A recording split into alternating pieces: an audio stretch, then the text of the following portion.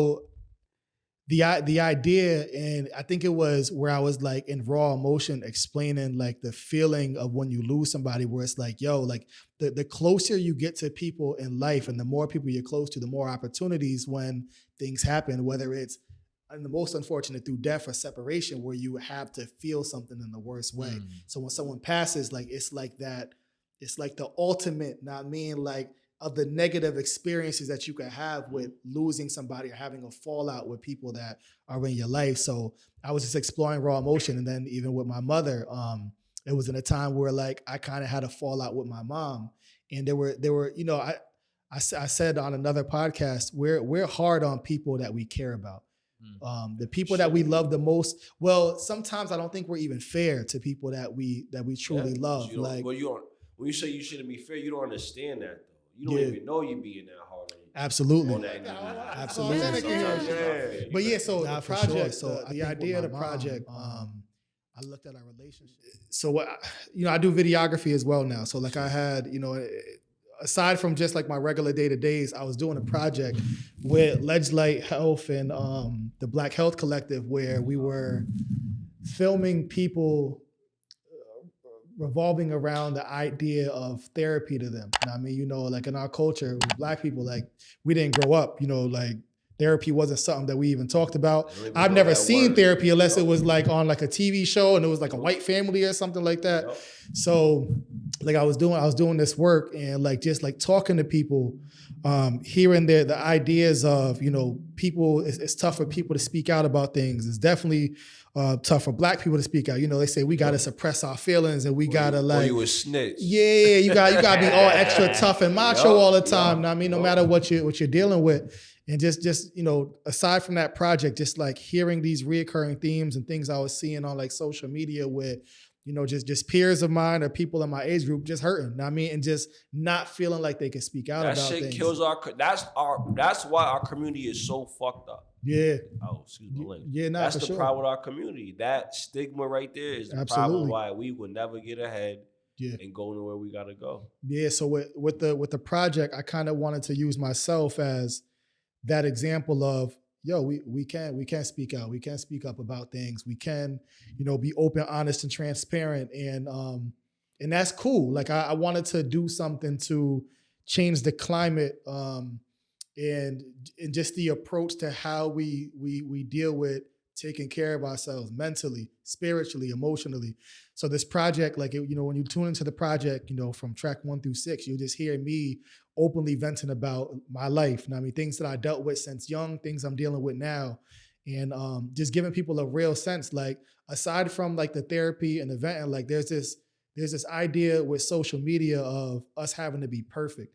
We're always trying to keep up. People are always flexing on each other. Now, I mean, when you don't have the certain kind of gear, certain kind of money, certain kind of apartment, a house, a car, like you feel like you're less than, or the world will make you feel less than. Like, and we try, you know, every now and again, you'll see people post things that are like super positive, like, oh, nah, you know, like you got to accept where you are, trust the process. But for somebody really trying to accept where they are in life, think about how many memes they have seen that have made fun of their exact scenario they're in. Know what I mean? So where do they then flip the switch and say, oh, no, this is okay? When for the past 3, 4, 5 years, they've seen statuses of people shitting on people just like what they're dealing with, memes of people laughing at situations that they're actually in the moment. So I wanted to essentially, you know, metaphorically throw myself in the fire and say, you know what? My life ain't perfect. Hasn't been perfect. Things all fucked up. Absolutely. I'm dealing with things, and let's make that the cool thing. Let's try to reshape by our examples and how we support one another and how we treat ourselves. Let's change what's cool. So the project, again, from 1 through 6, you'll just hear different scenarios and aspects of my life where I'm talking about family that I don't connect with. I'm talking about people that I lost. You know, we're dealing with, you know, losing a great friend. R.I.P. June always, man. There was, you know, in that same record, I talk about things that like, I talk about seeing my mom be abused while I'm a child. You know what I mean? So, and so when I did the song, that's not something that I ever talked to my mom about. Like I sent her a voice note before I recorded, like, yo, mom, is this okay? And this was the first time she's ever heard me get it all talk about that, and maybe didn't even know that I've seen like some of the shit that I've seen as a child or remember these things. So just being able to get that out there and just openly vent and, you know, kind of get things off my chest. But again, show people that, because, you know, I'm not, none of the stuff I'm talking about is foreign territory to the world.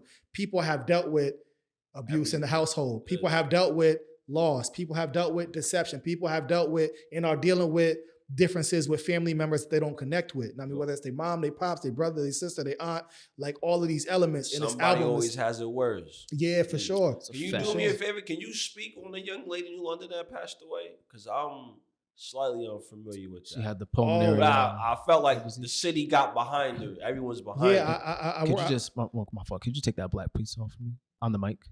My fault. Yeah. Because your jacket got you. Yeah, I work with her as much as you can. You know what I mean? Yeah. So I mean, I don't know what happened. Yep. I used to work with her in the middle school. Great lady. You know, R.I.P. and condolences to the family. I don't really know what had transpired and whatnot. From what I gathered, I believe there was some kind of a heart condition. Pulmonary. Yeah. So and I mean, just, you know, R.I.P. and people are dealing with that. People are missing somebody that they thought that they probably had years on years with. I know she had a child and young too, right? Yeah, for sure. So, younger than me. So, yeah, that's tough, man. It's tough. R.I.P. and condolences to the family and everybody that's, you know, impacted by the loss. I know the city's behind it a lot. Like, for sure. I see it. That's one thing about New London. They ride, man. Yeah. No, absolutely. Absolutely. Yeah, sure. I ain't gonna hold you. It's like the whole county is just been getting slapped for like 3 years straight. It's been ugly. Not even just the pandemic. There's just been so much that's been going on. So much loss, so much pain and tragedy, man. So I got a question for you. Yeah. What was like your creative process in structuring this album? Because we talked about it a little bit before we walked up here. Of how I didn't even, because one of my favorite songs is Amen and Amen. Y'all better go check that one. I was here, like, you know, I haven't been making music for the past few years. I've been trying to get my videography company, Really Media, off the ground. So I've been like focused on that. I was in a space where I just had to figure out life. Like for my whole entire life, like I had this idea that, yo, it's going to be lit. I'm going to take off with the music. And, you know, I'm not going to have to worry about figuring out how I'm going to pay bills in a 9-to-5 fashion or, you know, in an entrepreneurial way. So when I moved on from working in the middle school, I had the Really Media company, and I just been trying to build that and establish it so I could get back to doing the things that I love, having more time, having resources and finances to be able to just, you know, have more time for myself and the things that I enjoy. So here and there, like so I'm not entirely forgotten, I'll jump into doing a freestyle over a certain beat, or I'll do a video. Let them know I still got it. I mean, just hold on, don't forget me just yet. And it was a moment just like that. I had found a beat and I had wrote this joint called Amen and Amen, and I was gonna just shoot a video for it and put it out. And then I'm big on like motivating my friends, and inspiring my friends, and just that revolving door of them doing that for me as well. So in my example, like I had decided, it was back in like October, that in the next 30 days, I'm going to record at least 10 songs.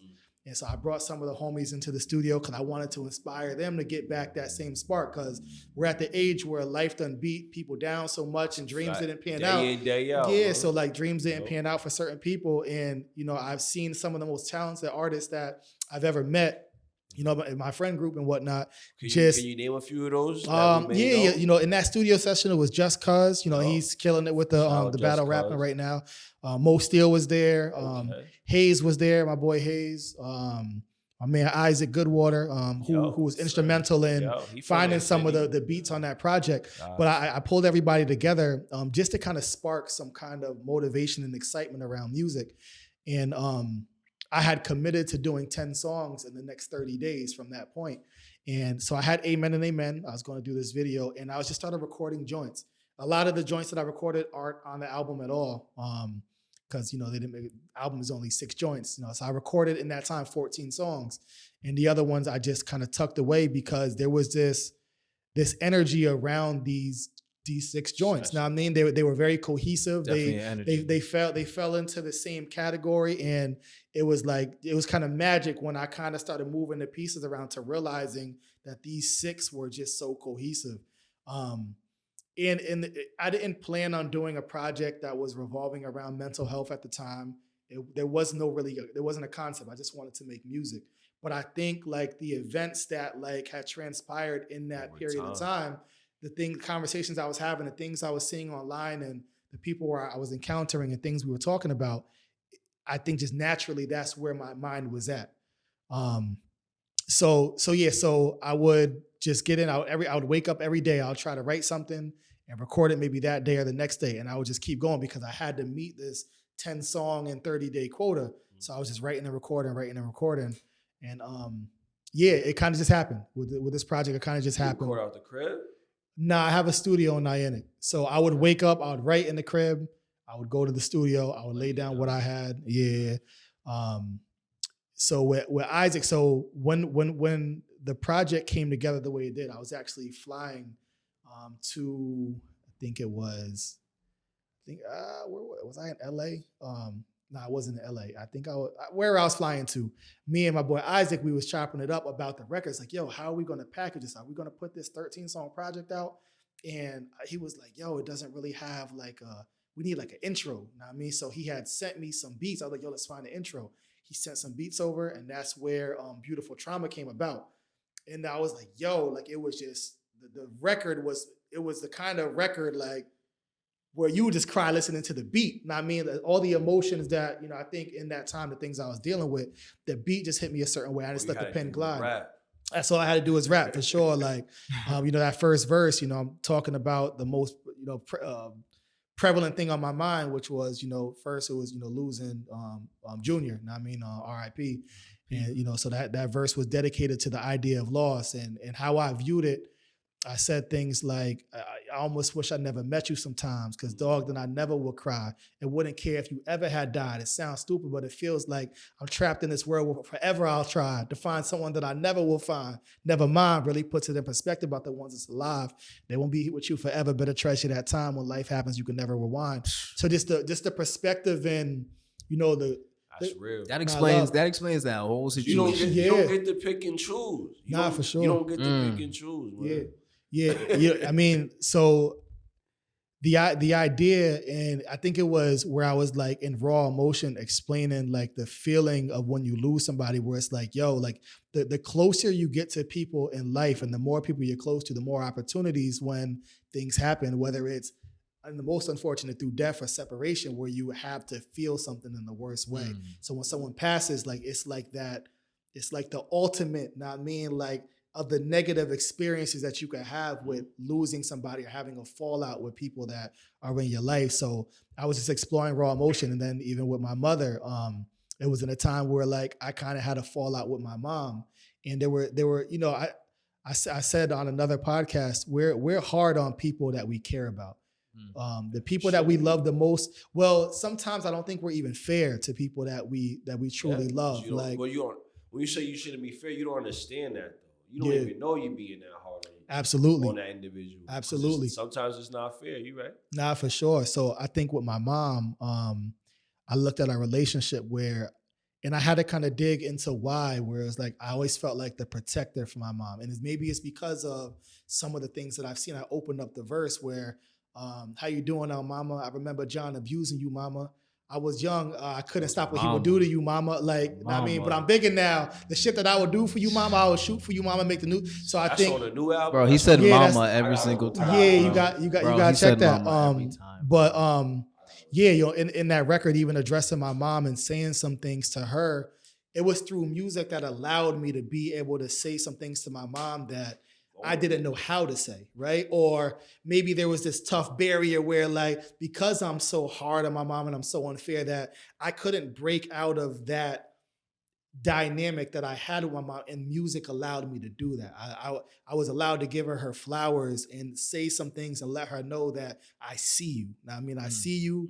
I've been seeing you. And it just allowed me to do some things that I didn't know how to do just vocally, minus these beats playing in the back and minus me being in the studio. So There's a lot of healing in this project, not only for myself, but I think for people that I could identify with some of the things that I'm dealing with. So yeah, the project, it came together like magic. The songs, they were comprised of things I was feeling in the moment, but the fact that there were 6 of them that I could trim off the other, 8 records that I made, and say, you know what, there's something special here. I think it was just that's God's work. You started that in October.